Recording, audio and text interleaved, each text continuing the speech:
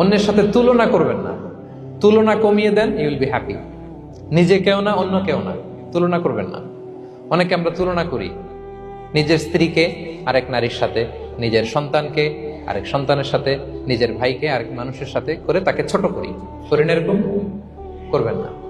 অনেকে দেখবেন ছেলে মেয়ে একটু ভালো পড়াশোনা করে নেই, বলে যে কি করলি তুই, ওই দেখ পাশের বাড়ির ওই ছেলে A+ পেয়েছে, যা তার পা ধোয়া পানি খা।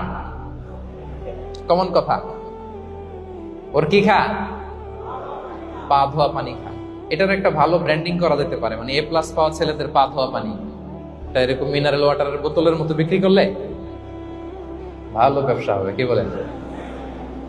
এটা হচ্ছে আমাদের মুরব্বীরা, টিপিক্যাল মা বাবারা এটা বলেন, ভুল করেন, ওনারা বুঝেন না, ওনারা বুঝেন না।